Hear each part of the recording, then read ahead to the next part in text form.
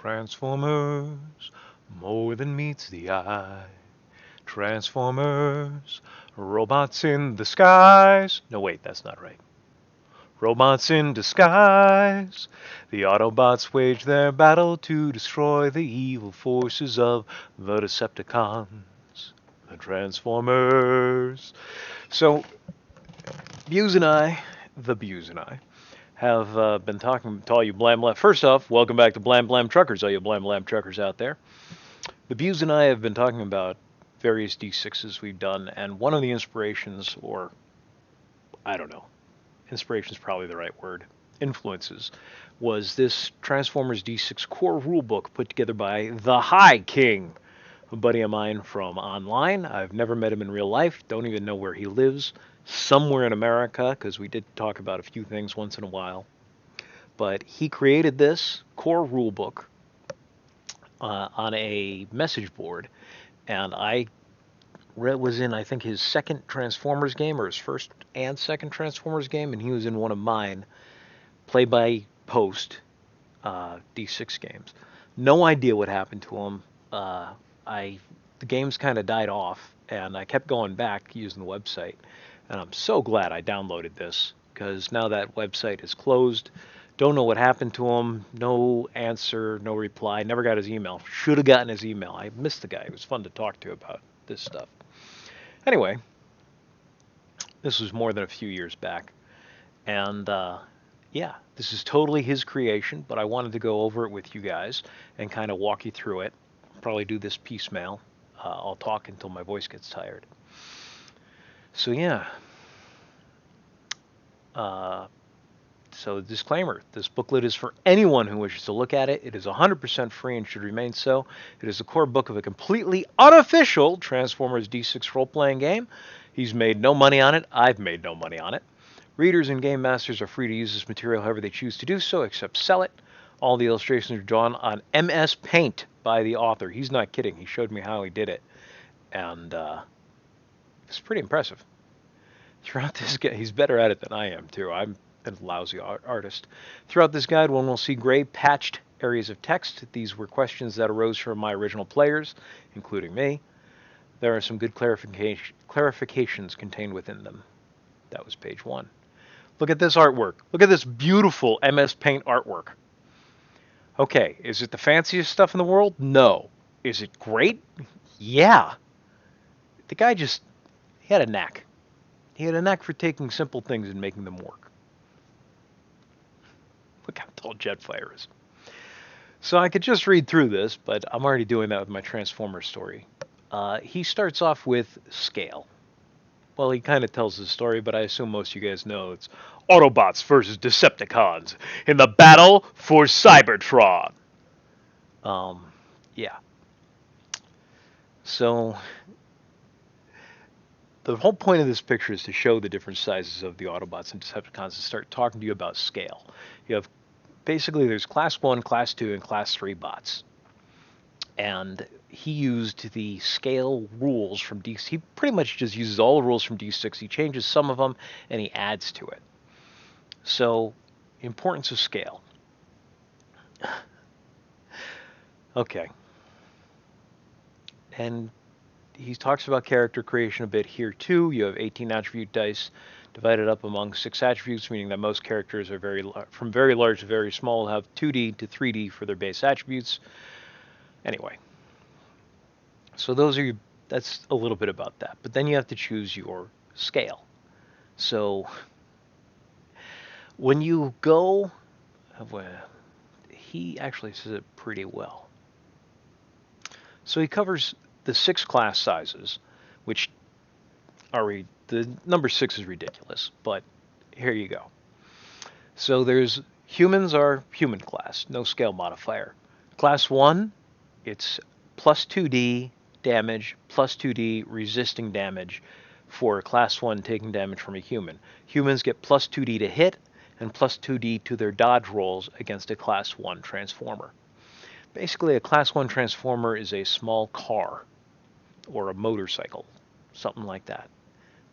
Again, typical size. If you check out this chart, where's my mouse? Mousey.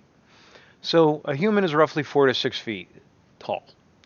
A Class 1 Transformer is 8 to 17 feet tall. I kind of made an exception here in a gray area with if my character Doc, if you're following along in our Transformers Misadventures series.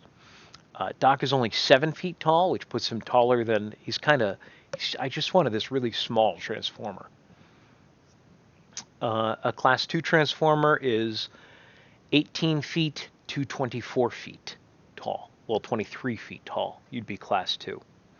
And then a Class 3 Transformer is 24 feet tall to 40 feet tall, 47 feet tall. And then a Class 4 Transformer would be 48 feet tall to 99 feet tall, and a Class 5 Transformer would be 100 to 300 feet tall.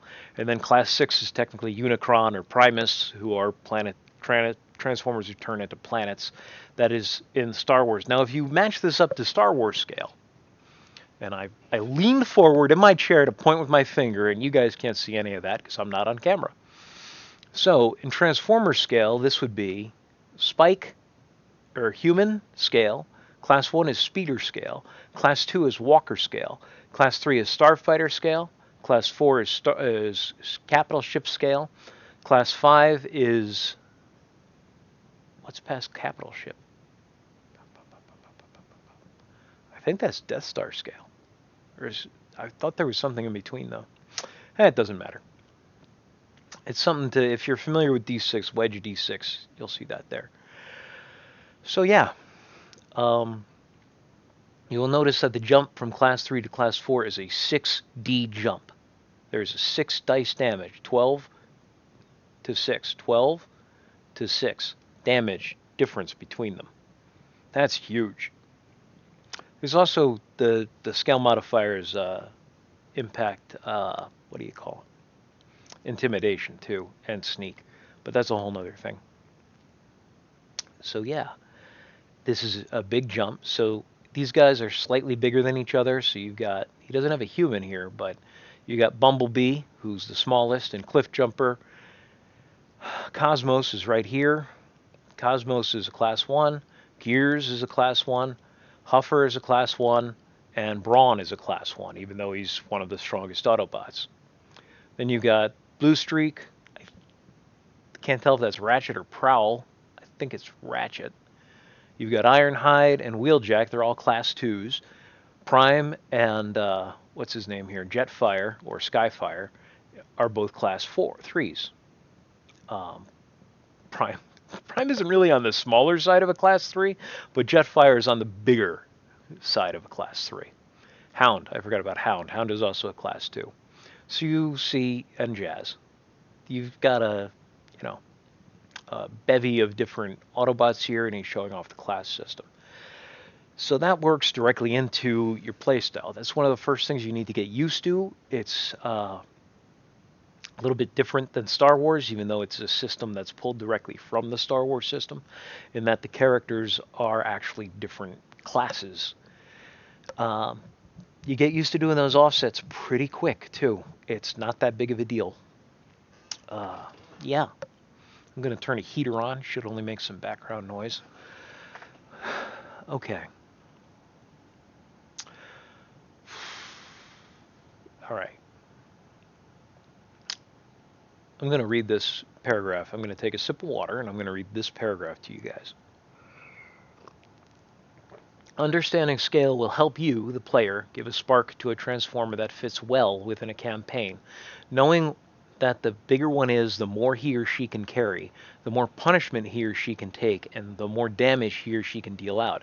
On the other hand, it's harder for them to get out of the way of certain attacks, and the slower it is for them to transform. Issues like these can really be a deciding factor in what a player is looking for in their character. Oh, man. I'm doing this at the end of the day. Notice how he uses the term spark here. Okay? Spark is a term that was created in the Beast Wars era of Transformers. THK didn't actually watch Beast Wars much. Me and him had a lot of conversations about this. So I'm a Transformers fan. I've seen a few episodes of all the different series. I don't like most of them. I really like a lot of the innovation they did in animated, but it was so aimed at kids, it was hard to watch. I loved Prime, and I grew up with G1. I watched most of Beast Wars. I definitely think they took it to a more adult level than G1, but more adult, more mature is probably the better way to put it. They took it to a more mature level than G1. I still think Prime so far is the best series I've seen. I did not watch the Unicron um, series. I couldn't find some place that was playing it for free. I've seen some episodes of it. It's pretty good. I've watched the new stuff where the War for Cybertron series I feel is too mature, and it's just not all that interesting to me, honestly. Um, Despite the fact that it seems a lot like the work I've written. If you've been reading the, you know, Cybertronian Misadventure, not reading, watching the Cybertronian Misadventure, I've been doing the audio books for. You'll you'll you'll see that there's some similarities there, but there's hope in my, and there's a certain element of, oh, it's, I guess it's verisimilitude, but I use that word too much. No, I use it enough. There was something about War for Cybertron that was just depressing. Everything I was watching was just depressing, and it gets worse and worse, and then it doesn't really get better. It just keeps getting worse, and they keep losing, and everybody is losing all the time, and there's no hope. Anyway, um, they jump through stuff too quick too. That's one of the things I find about modern television is it's zip, zip, zip, zip, zip. You don't get time to just get used to the world and play through it and enjoy the world, and they don't reset at the end of every episode back to the status quo for the next episode because they're doing like actual stories with a beginning, a middle, and an end every season, and a season isn't 23 episodes anymore. It's three, or that's wrong. That was really only Sherlock. It's more like six or eight, or if you're lucky, 12. Um, I like a 23 episode series. I like serialized storytelling. That's what I enjoy doing. That's what I enjoy watching. That's what a lot of people enjoy watching. There's a reason why all these old TV shows are making their comeback on streaming right now. But getting back to Transformers, he didn't actually. He got this spark because he was a G1 guy. Not because he was a G1 guy, but then he saw the Transformers movie that Michael Bay did in 2007ish. I don't know. I don't want to look it up right now. And so he took some of that and he added that in. And I I love that first movie. I've watched it so many times. I don't really like the rest of them, but okay. Fun fact for you Blam Blam truckers out there: movie number two, Rise of the Fallen, was written during the writer's strike, and the continuity is awful.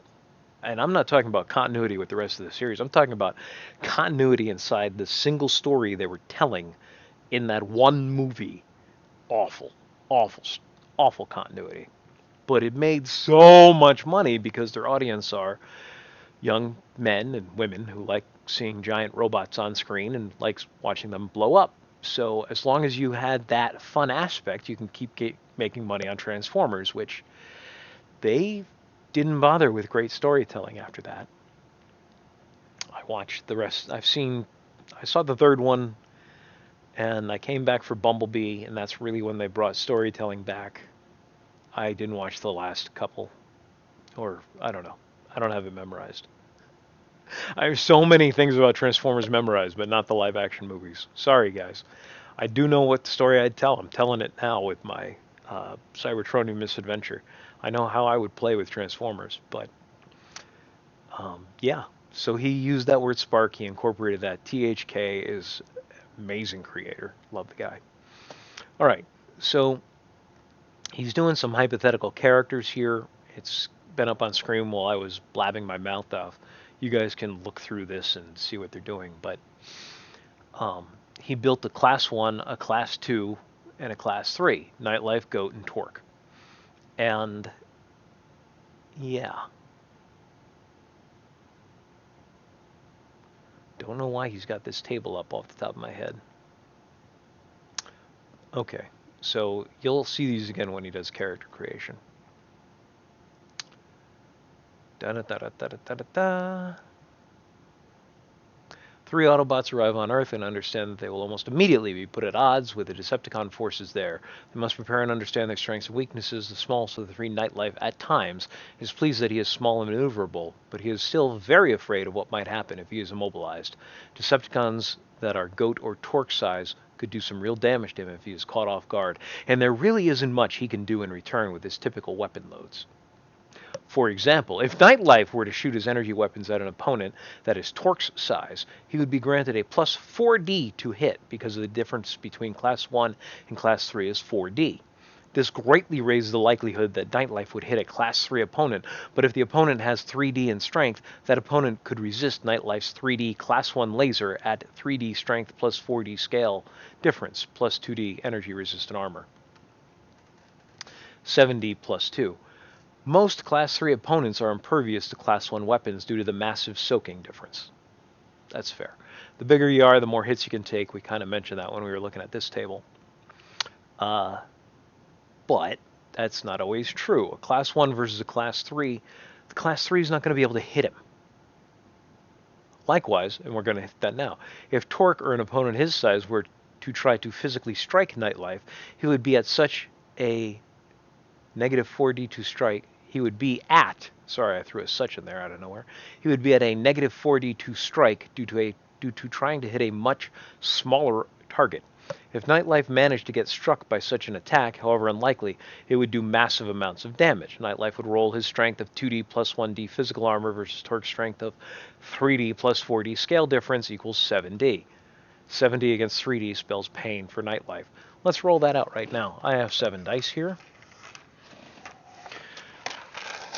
Here are the dice. Feel the rhythm, feel the rhyme. Come on, boys, it's rolling time.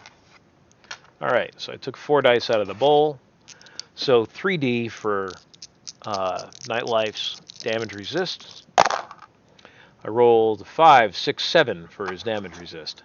Not great, by the way, boys and girls and hamsters of all ages. Now I'm going to roll 7D for Torque's strength roll here.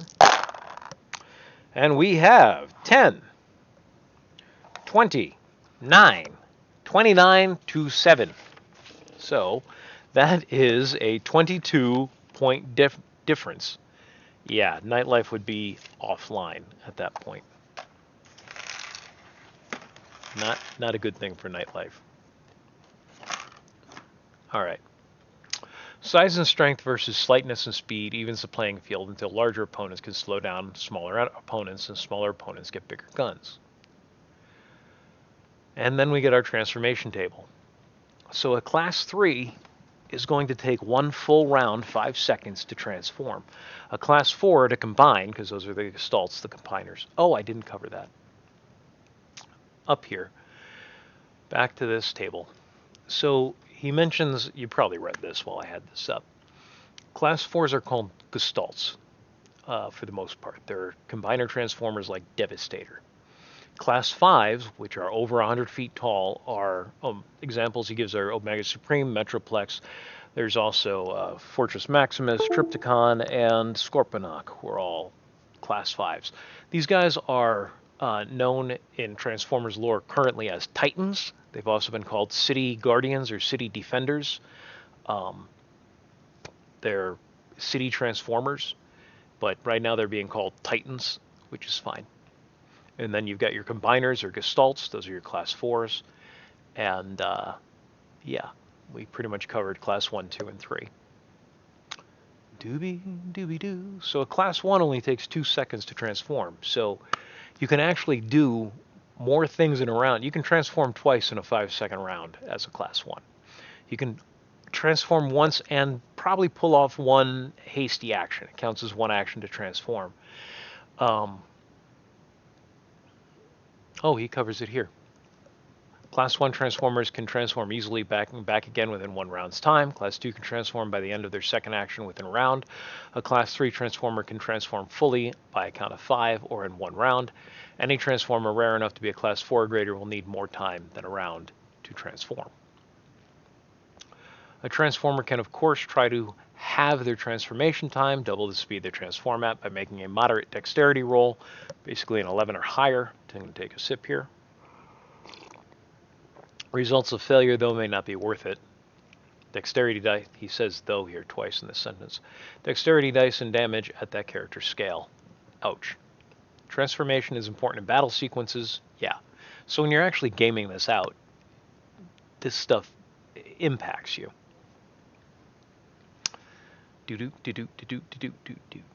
Talks about, he goes into an example of how they would transform in their vehicle, how they would all transform at different speeds.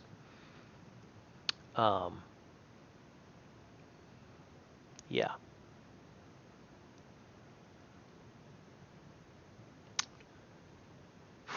Then he gets into character creation.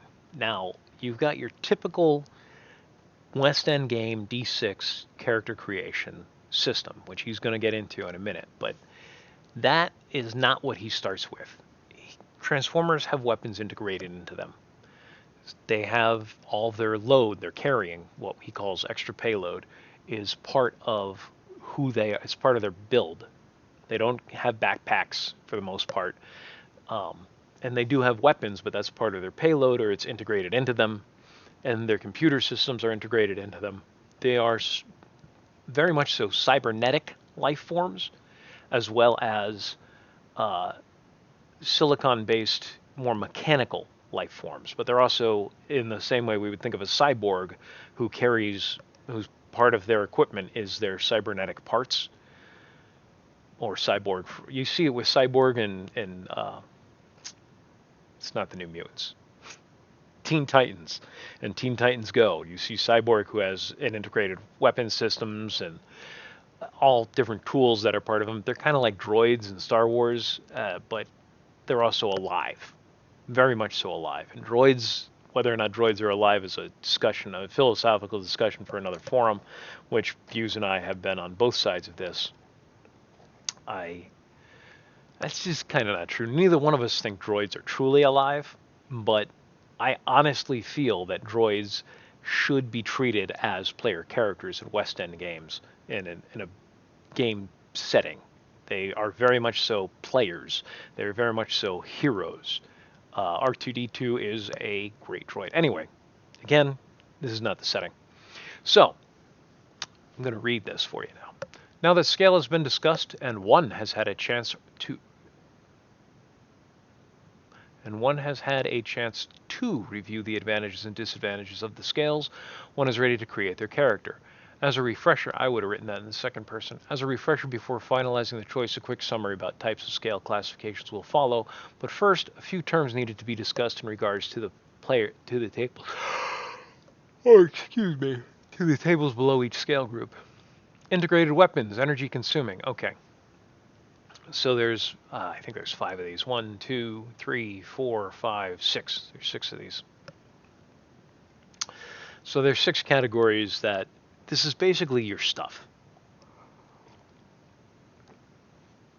But it's also part of who your character is. It's not just your stuff. Or gear or equipment if you're running an RPG.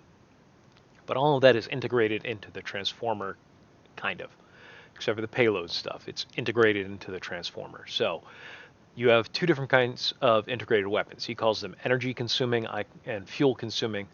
I call them energon consuming and ammo consuming. We went back and forth on this, and I always used his terms because I didn't want to confuse anyone. But with new players, I call integrated weapons energy consuming, energon consuming, and ammo consuming.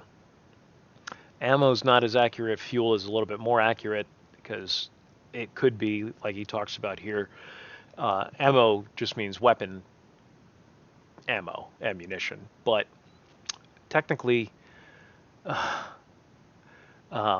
things like, liquid for your glass gun or liquid nitrogen or whatever you're putting into a glass gas or liquid nitrogen, if you've got a water gun, a water pistol, or I can't believe they call them that, or all the different kinds of weapons they have, fuel is a better, like flamethrowers and whatnot. Fuel it's a broader term. I go with ammo because that tends to focus right on what it is. And then energy consuming, I use energon consuming because these weapons actually draw directly from your robot's energon's tap. So, and he says it right there, is fueled directly by the Transformer's energon tap. So whatever your amount of energon is, you're expending your own personal supply of energon, what keeps you running, by firing these weapons, which isn't necessarily a bad thing. It's just something you got to keep that in mind. So,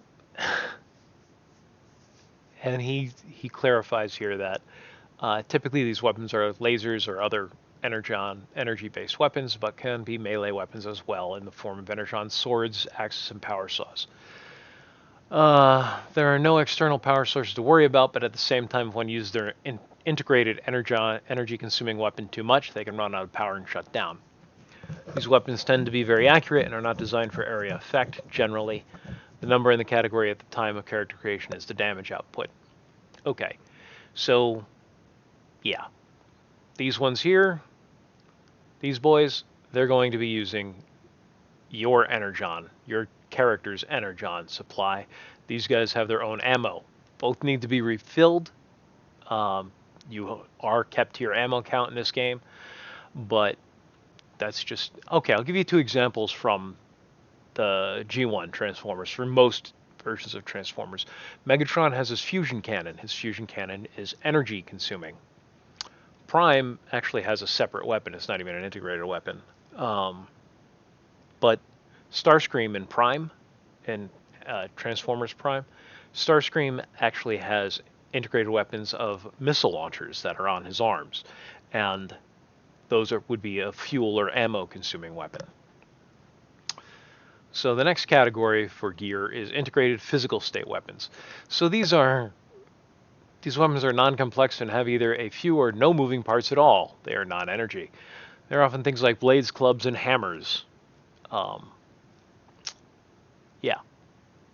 So if your hand turns into an axe or a mace like Optimus Prime and Megatron, respectively, then that would be an integrated physical state weapon.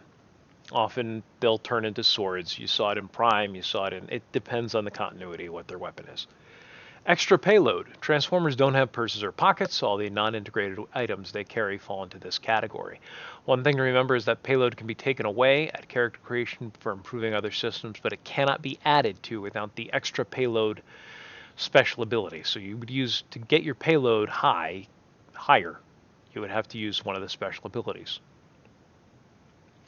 A Transformer can add extra equipment from Chapter 3 to his arsenal or toolbox. Some of these weapons are very similar to other Transformers integrated weapons and tools, but these weapons or tools have their own power sources and may even be at a higher class of scale. Anyway, the best thing about this category is that these extra items can be switched out or replenished without a major overhaul. Oftentimes they are magnetically attached to the character and can be gripped very quickly. Typically, a Transformer will carry a sidearm and has the option of carrying another weapon or a tool. The number in the category at the time of character creation is the number of extra items a Transformer can carry and functionally transform. It's extra payload. It talks about allied payload later on. Don't worry about it. So one of the nice... Oh, excuse me.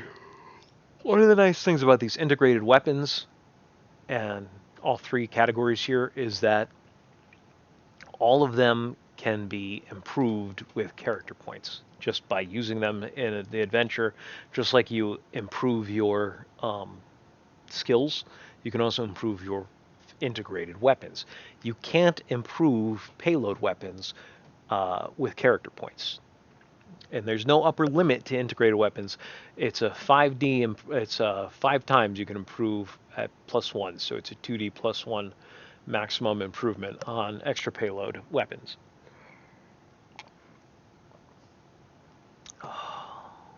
Maybe I should brew a cup of coffee. I don't really want to stay up much later, though, so probably not. Typically, yeah, we covered all that. So it's a repair roll in that weapon to improve it, plus you need the parts, while you can just grow, because integrated weapons are part of who you are. As you grow, they can grow with you. Something to think about. Integrated tool systems. This is the most vague category, as the fuel source is dependent on the type of tool. He gets into detail. Like, this is an overview. If there is a gas involved, it is fueled and powered by another power source. If it is a strictly an electrical device, it is powered by the robot's energon tap. The number in the category could mean a wide variety of things,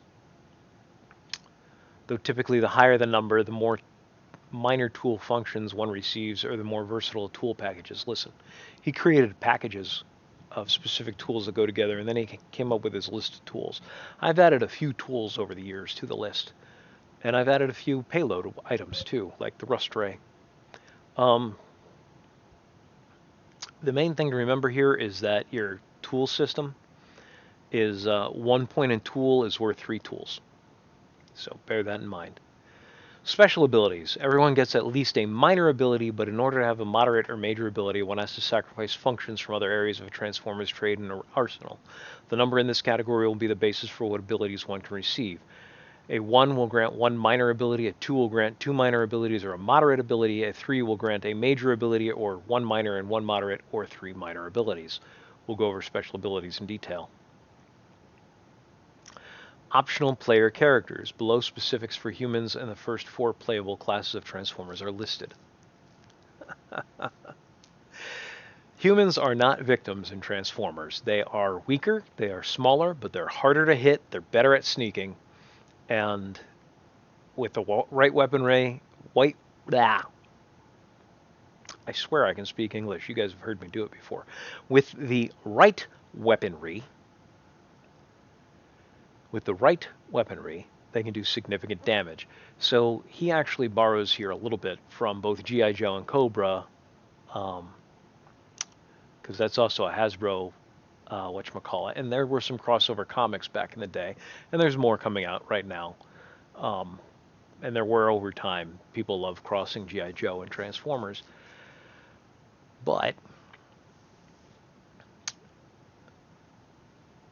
in the movie, we saw that they used depleted uranium rounds. They call them Sabo rounds, which that's not what Sabo means necessarily, though a lot of those rounds are Sabos, especially when you're talking about tanks using depleted uranium shells. Anyway, there are weapons that can damage Transformers that humans have.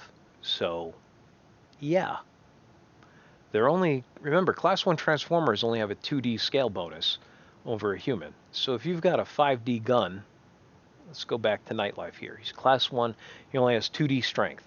So he gets an additional 2D damage resist, and then he gets his armor from being a Transformer. But, so he's got 2D plus 2D for the class difference between that and a human. And then he has 1D armor. So he's rolling 5D against physical attacks from a human being. 5D is a lot. But if a human has a gun, like, I don't know, an elephant gun or a large caliber pistol, like probably more than a 45, maybe a Smith & Wesson 500 or a Desert Eagle, that could arguably be a 5D pistol. So if you're shooting 5D versus 5D, you've got a chance of damaging a Class 1 Transformer.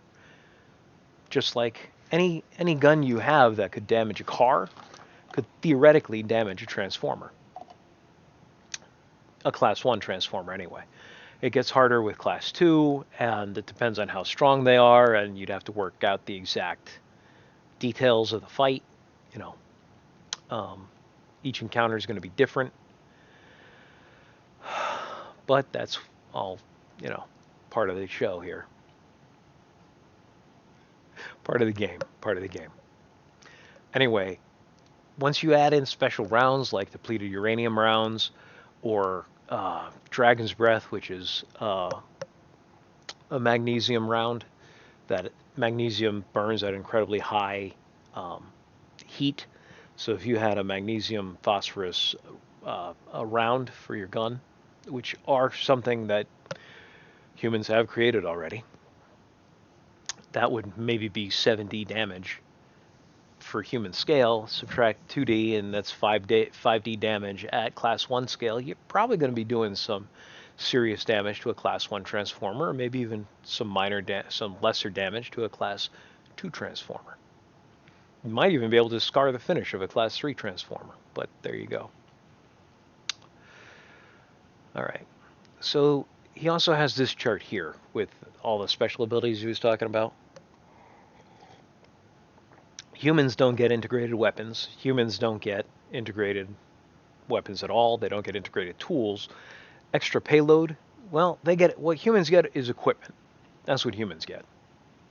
They also can have some of the special abilities. When we go to special abilities, you'll notice that anything with an asterisk is something a human can use. I think it's an asterisk. When we get there, you'll see it. Class 1 Transformers, more common than Class 3 or 4 Transformers, but less common than Class 2 Transformers. They're small, but fairly mighty. The big advantage is their ability to transform rapidly, their natural smallness when it comes to evading attacks from larger opponents. They tend to excel at espionage and reconnaissance type jobs. Also, they make amazing repair bots. They make great, like, so there's 6 attributes. We haven't even gotten to the attributes yet. There's strength, dexterity, perception, knowledge, technical, and mechanical. And frankly, class 1s are amazing at everything except for strength. When compared to class 2 and class 3, all of those other, if you want to build, like Doc, my character Doc from the Cybertronian Misadventure, he's class 1.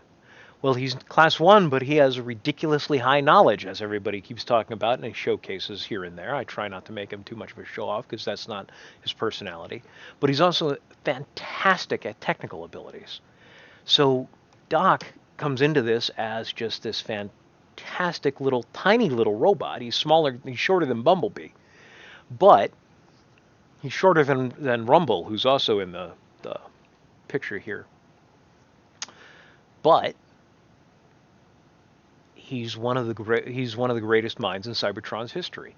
Being large mattered a lot less before the war. In fact, it was probably a bit of a disadvantage before the war, which is probably why there's so many Class 1 and Class 2 Transformers. There's advantages to it, but most of their lives before, outside of combat, they wouldn't have had that. Now, we're looking at this from a characterization standpoint more than from just a sheer gameplay standpoint. Maybe that should be a topic this week. Character versus building a character just to play.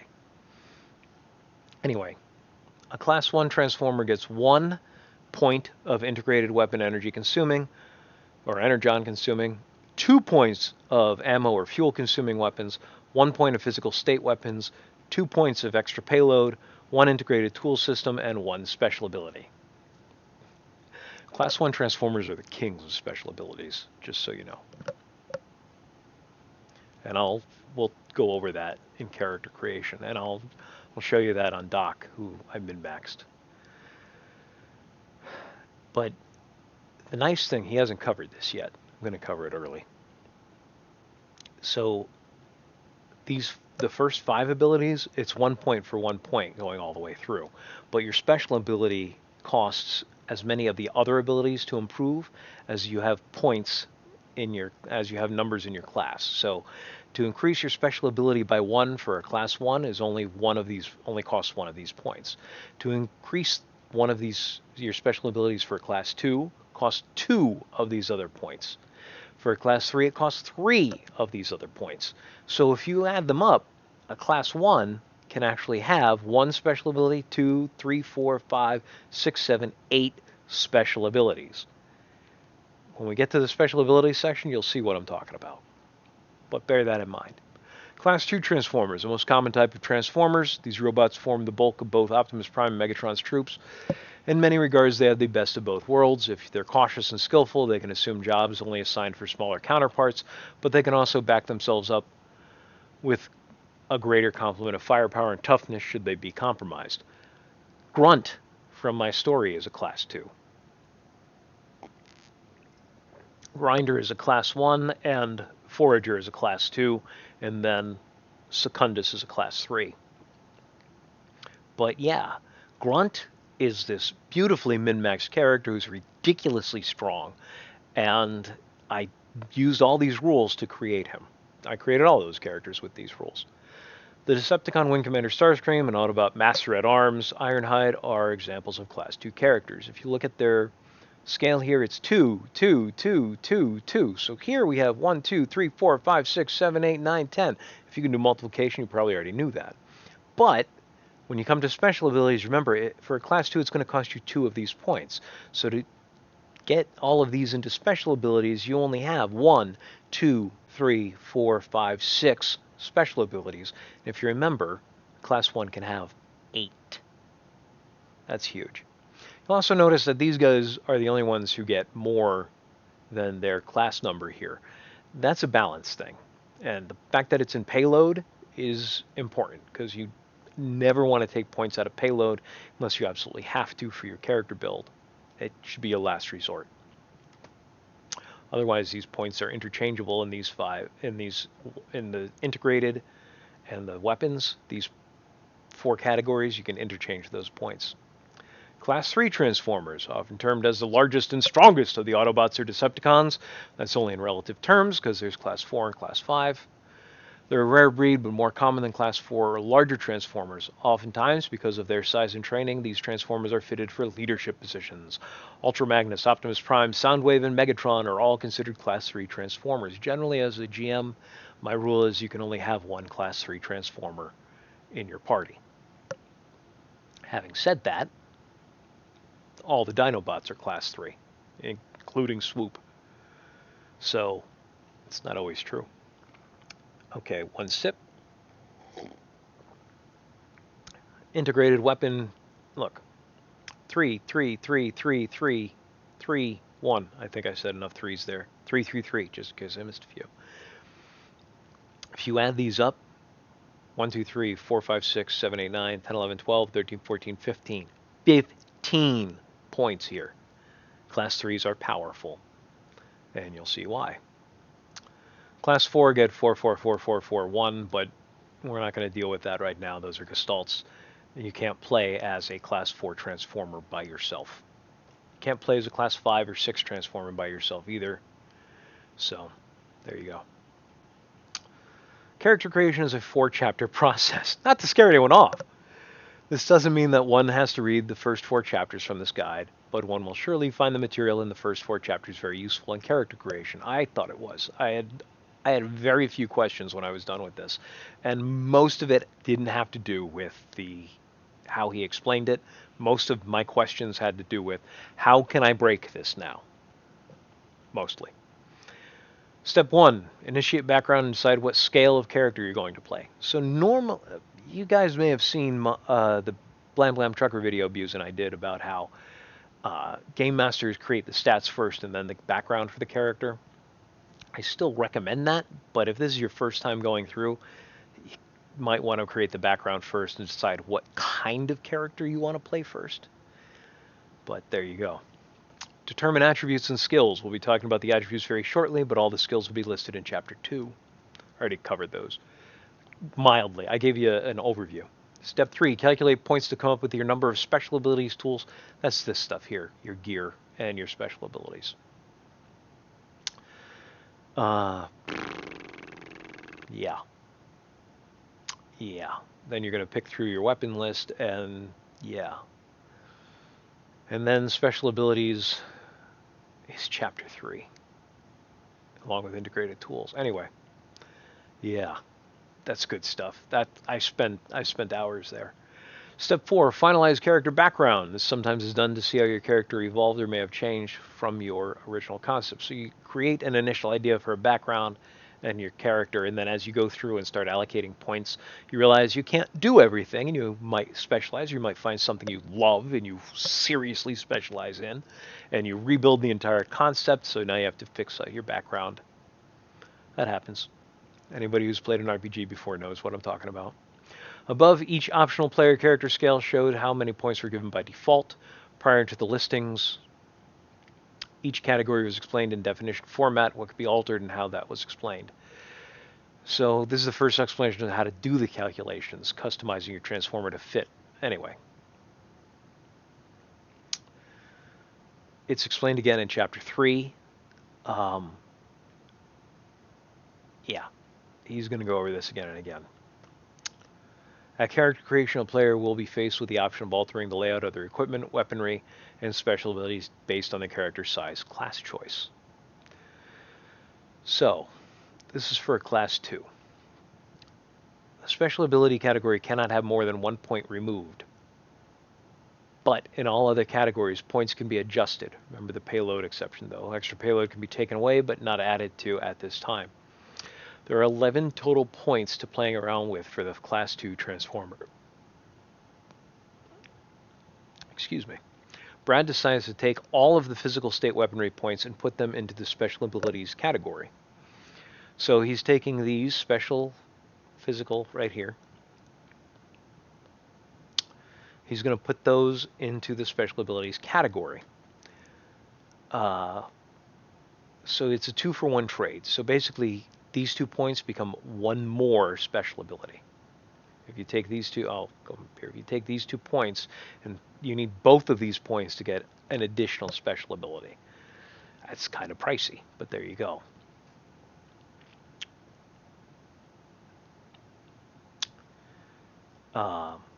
If the character was being created as a class 3, it would be a 3-point 3-to-1 transition. If it was class 1, it would be 1-to-1. Next, he decides to take all of his integrated weapon energy consuming points and move them to fuel consuming. So he took his 2 points here, put them here. So now he has 4 points here and 2 points here. He's assigned to eliminate his physical state weapons and energy consuming integrated weapon. Keep in mind that at any time one adds to their special abilities, they're losing points from the grand total.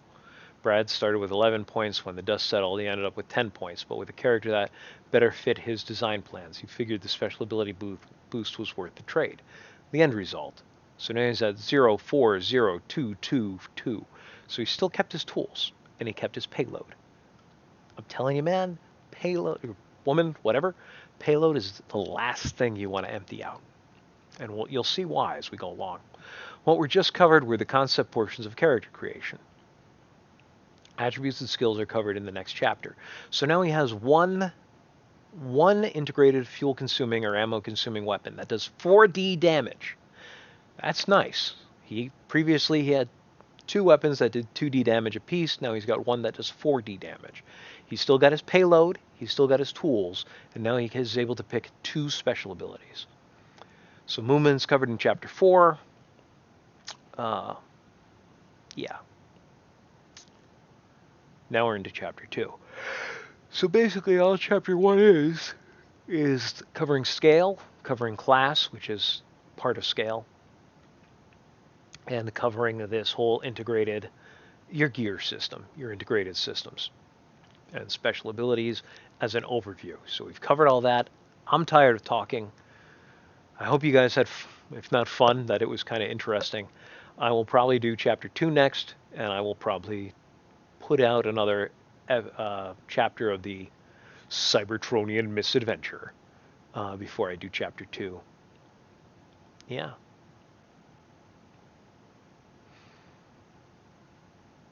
Attributes and skills. Anyway, I love talking about this stuff, but I've done enough talking for a little while. My voice is starting to feel it. I'm tired. It's the end of the day, as I've mentioned, and I love you guys, and this is fun. I love getting into this stuff, but this is just kind of an overview of what he did. I've also spent enough time that you're able to pause this and read the whole thing yourself, because I don't know how else you would get access to this, as I don't know where to download it on the web right now. So there you go. I've just got the copies I downloaded, one of which is in my drive. See, Google Drive. All right, boys and girls and hamsters of all ages, we're going to call it. Y'all have a beautiful, wonderful day. Keep on trucking, you blam blam truckers.